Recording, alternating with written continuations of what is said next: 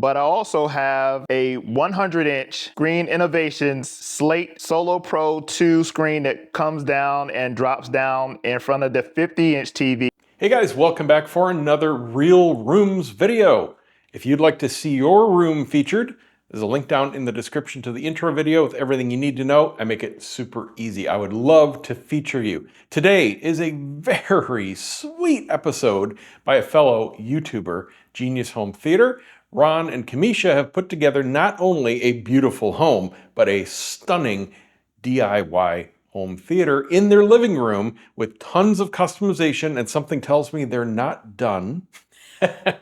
But man, this looks like a fun space with a solid, thoughtful choice of components and layout and everything that they want to do in the room. I hope you guys enjoy it. I enjoyed making this and watching it. And he, incidentally, edited like 99% of this himself. Go check out his channel. I'll put a link down to that below as well. Hello, my name is Ron. And I'm Kamisha. And welcome to our Real Room. I call this space Genius Home Theater Because it took genius ideas to create it. I'm a content creator, and I use this space as my canvas. Our living room space doubles as my home theater and an entertaining space. From karaoke nights to family get-togethers, this room works overtime. So we hope you enjoy it as much as we do. So this living room area space is 20 feet by 16 feet, and this is an open concept living room. For my particular room, as far as color scheme, my wife's favorite color is orange. So I always tell people, as long as I can put orange in the room and keep orange in the room, I pretty much have free reign to do what I want. There are a couple things that I need to consider when I'm doing a project in my space, is that I have to keep it clean and I have to try my best to make it look professional. Let's take a look at the speakers that I'm using in my space.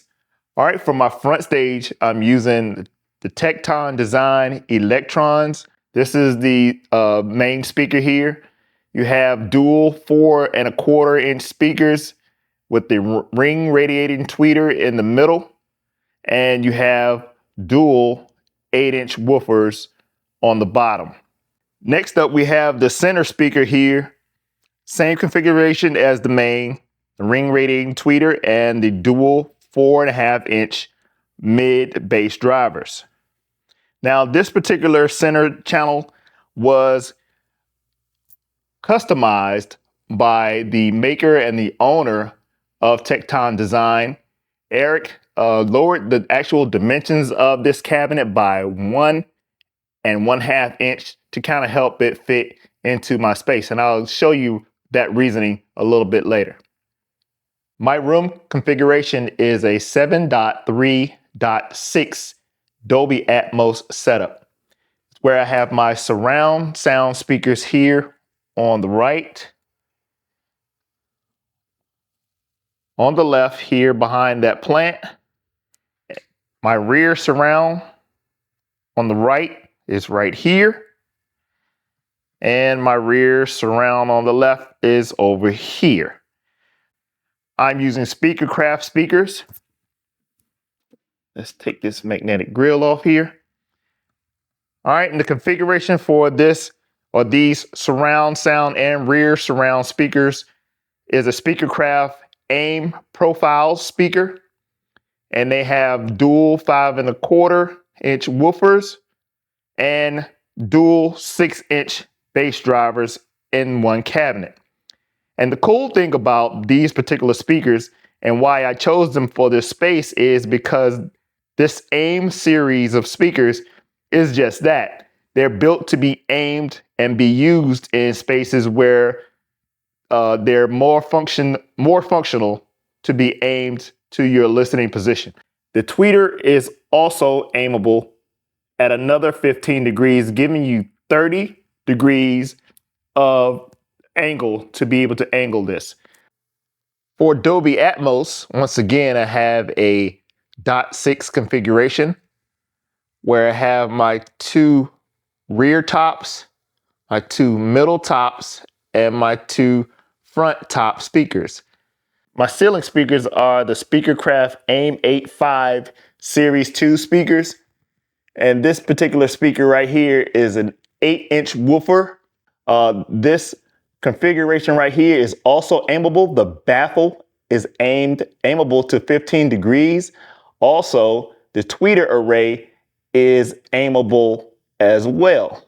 Very, very, very versatile speaker as far as aiming that sound goes. For subwoofer duty, I have a JTR RS1 subwoofer, 18-inch subwoofer in the corner of this room right here. So we have a 18-inch JTR RS1 with 2400 watts of power for just that one speaker, or that one subwoofer. And we also have another JTR RS1 in this corner. I did mention that my configuration is .3, meaning I have 3 subs, and this is the third sub right here, the SVS 3000 in-wall sub. So we did find room on the back wall to put another subwoofer. I did not have any room left in the cabinet up front to put the subwoofer amp, so I got creative and I put the amplifier for the SVS sub in this adjacent closet. So again, you see the SVS sub here on a wall mountable rack unit along with a fan. So again, I ran the tracking, keeping it all neat. I had power supply in this closet already, around the room, through that panel, and over to the sub. Only thing I had to do was run the signal wire back to the AVR rack. I have Croson transducers on either end of the couch to provide even more bass effect or LFE effect for any movies that I'm playing. Keeping the theme of keeping everything nice and tidy, the Croson actuator wire, or the speaker wires, run underneath the carpet from this couch all the way over here to a wall plate here up against the wall. From there, it will go to the amplifier. Let's talk about some of the equipment I use for my system. Starting here on the left-hand side. Up top, I have an 8-port Ethernet switch here. Below this amplifier right here is a Rockfield amplifier that I use for my Crosons here, a Class D amp.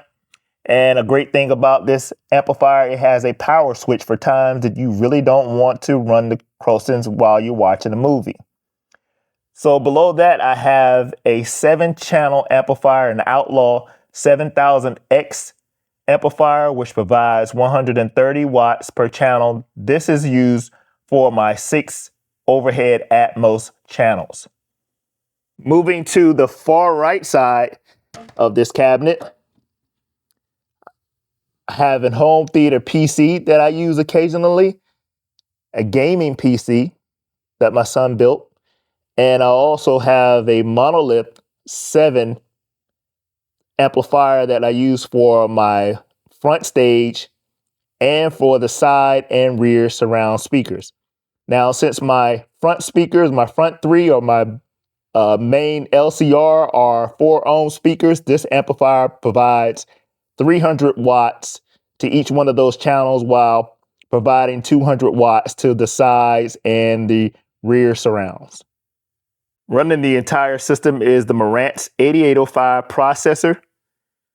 We have for power conditioning a Panamax surge protector, DirecTV, and our main source for my theater space is an R-Volution mini player.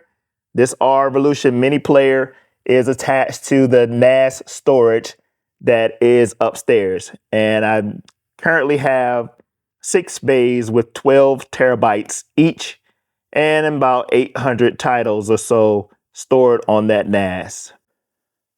To keep everything cool in this cabinet, because I have these amplifiers and this processor, I use AC infinity fans that I installed on this cabinet on both sides. There's one on the amp side for right here next to the amp on this end, and there's another dual fan on that side.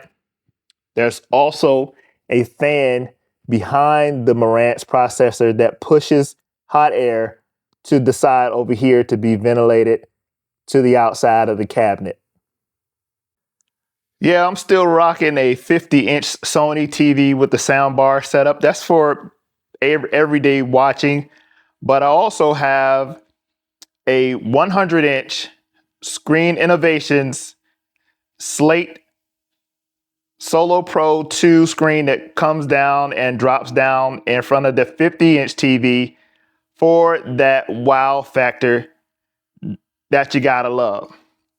So as I mentioned before about my center channel speaker and how it was built to not block the screen, you can see from my main position here, there's not a whole lot of space here that would be left if I had a speaker that was 1.5 inches taller. So just to make sure that speaker again was fitted for this space, just to make sure that it did not block any part of the screen. So I think that this turned out great. Of course, I built this balance here for my projector screen. We are handy here at Genius Home Theater, so I do get into using tools quite a bit, and we will be doing a project here just showing how I built this thing. Not very hard, but I'm definitely willing to show people how I built this balance to hide that projector screen.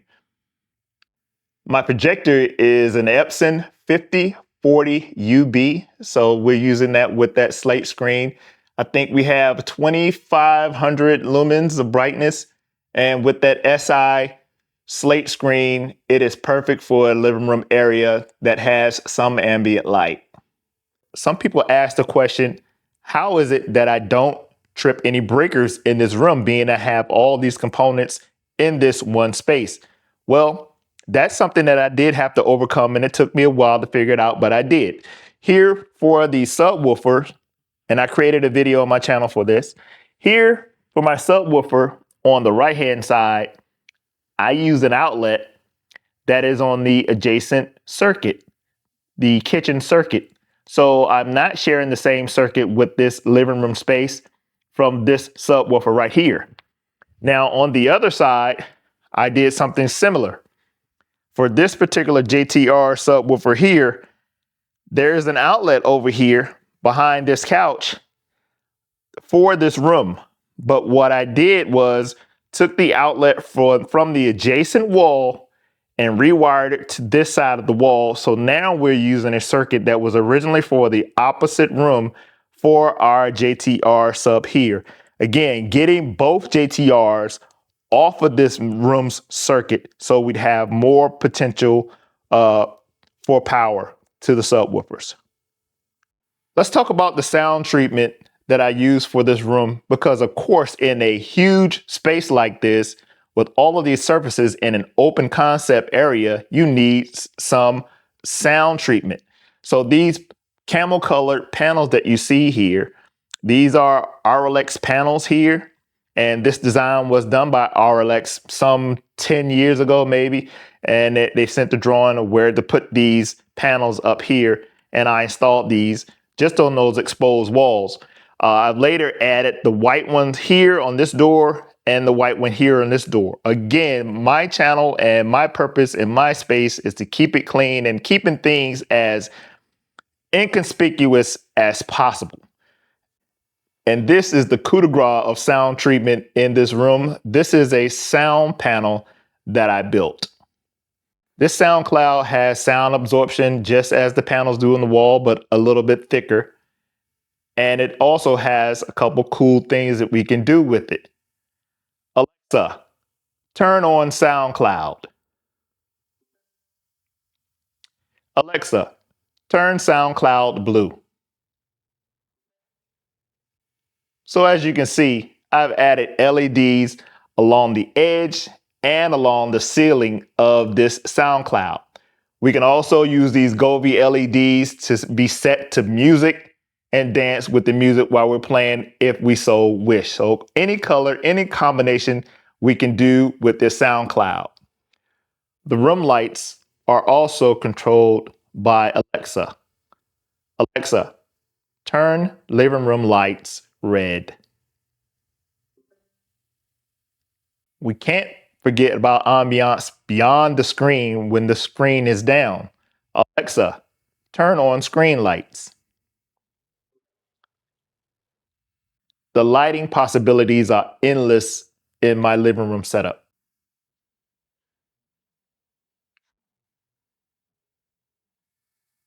I hope you enjoyed this real room. Thank you for watching.